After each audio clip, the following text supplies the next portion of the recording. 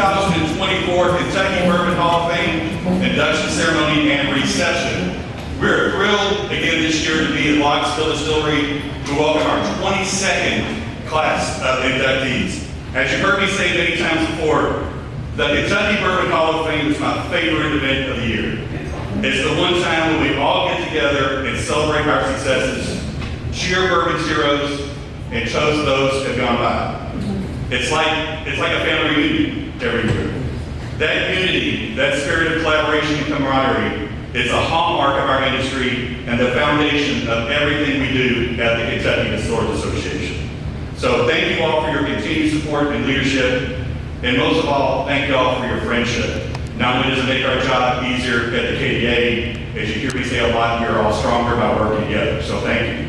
It's now time to recognize 5 distinguished individuals who have made a significant and transformational impact on Kentucky bourbon's stature, growth, and awareness, and welcome them to our prestigious Kentucky Bourbon Hall of Fame.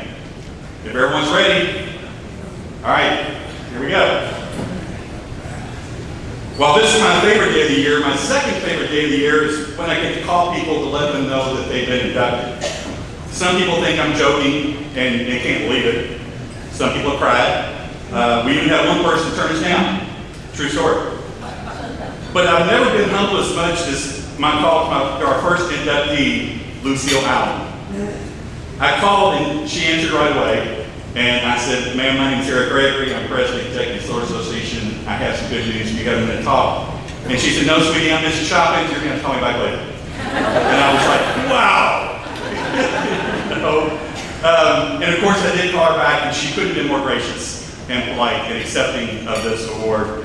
But that's when I fully realized in talking to her that first time that Lucille Allen is not just an artist or a pioneering activist or the first black chemist at Brown-Forman and possibly in the industry. Lucille Allen is a force of nature, and you're not going to get in her way. So please welcome Campbell Brown, Chair of the Board of Directors at Brown-Forman, to introduce Elmer Lucille Allen, retired senior analytical chemist at Brown-Forman and pioneering activist.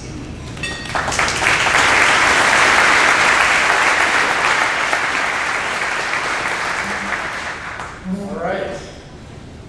Good afternoon, everybody. It's nice to be back here again. Glad to see Trey here. Wally, again, thank you for hosting us. A beautiful facility. I hope the work is stopped and that we can just all go about our business and not have to continue with this arms race of creating beautiful, magnificent, deep cathedrals for bourbon. This is really unbelievable. And probably the greatest drive in Kentucky coming out here every year. I just love it. And so thank you again for hosting us. But today we gather to celebrate an extraordinary individual, a trailblazer whose achievements have left an indelible mark not only in the field of chemistry, but also in the lives of countless individuals who have been inspired by her journey. Elmer Lucille Allen, born in August of 1933, or as I like to tease her, 8 months before the end of Prohibition. 93 years young.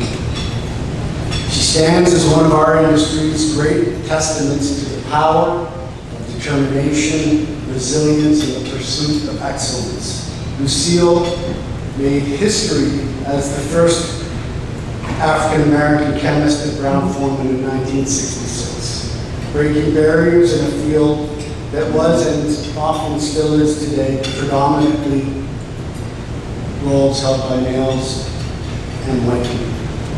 Her groundbreaking work in the industry proved the way for future generations of scientists, particularly women and people of color. Lucille's tenacity and skill not only contributed to the success of our company, but also served as a beacon of hope and inspiration for those who followed in her footsteps. And I'm an example of that, believe it or not. In the summer of 1989, I got to do an internship at Brown-Forman in the lab.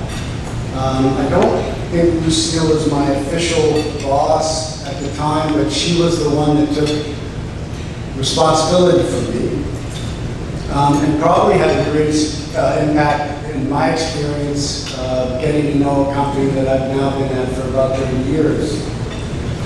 She was leading, I think, quality control at the time, and in hindsight, I was probably the single biggest threat to the quality objectives of the company at the time. I am not a scientist, I'm not a chemist.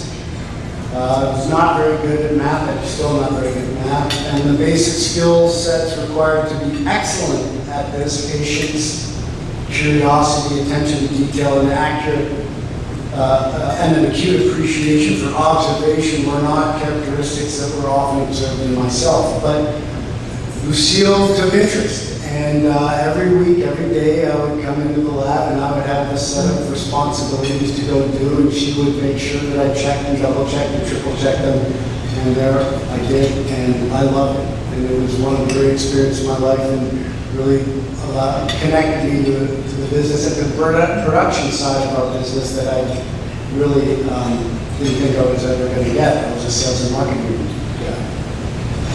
But and beyond her remarkable achievements in chemistry, Lucille is also an accomplished artist. Her talents extend well beyond the laboratory. Through art, she has expressed her experiences, emotions, and cultural heritage, further enriching the communities around her.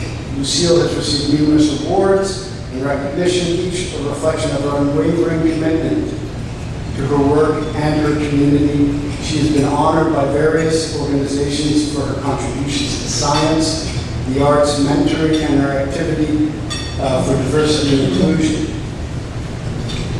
But perhaps the most profound aspect of Lucille's legacy is the way she has positively impacted those around her as a mentor. She's opened doors for young women, guided them in their careers, and encouraged them to pursue their dreams. Her dedication to uplifting others has fostered a sense of community and empowerment, proving that success is not just about personal achievement, but also about lifting others as you rise. A tradition we've enjoyed at Brown-Forman is getting to host Lucille and her family every year in August around her birthday, and she delights us with stories. She's often comes whisking in and whisking out because she's already been to 2 or 3 different activities, and it's just an amazing agenda that she keeps. One that's probably closer to the governance than anybody else sitting in this room. It's an amazing whirlwind of an activity. But in closing, let us honor Lucille, Miss Lucille, not only for her impressive accomplishments as a chemist and a trailblazer in our cherished bourbon industry, but for the profound impact she has had on the lives of many. Her legacy is a powerful reminder that with hard work, passion, and a commitment to uplifting others, we can create a world where everyone has the opportunity to shine. Thank you, Lucille, for your remarkable contributions and for being a true inspiration for all of us. Miss Lucille, welcome. Happy Bourbon Hall of Fame.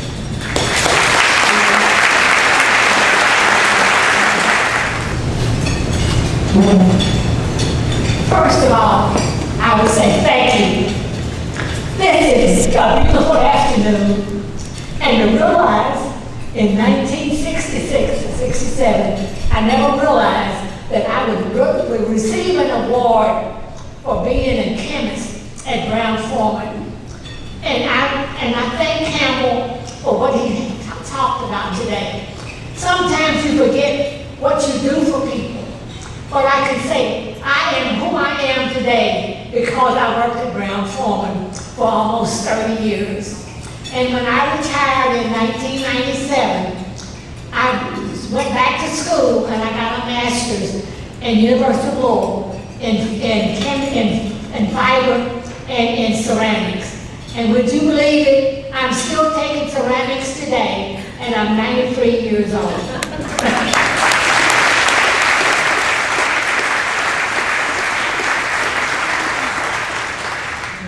It is important.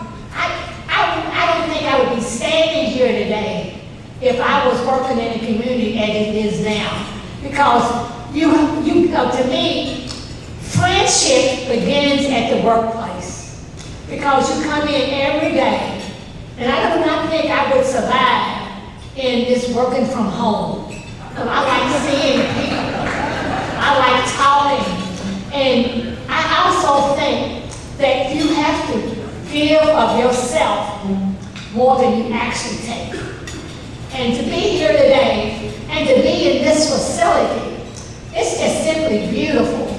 And I would just like to thank everyone who is here today, and especially my son and my daughter, our daughter's here from Florida, to be with me.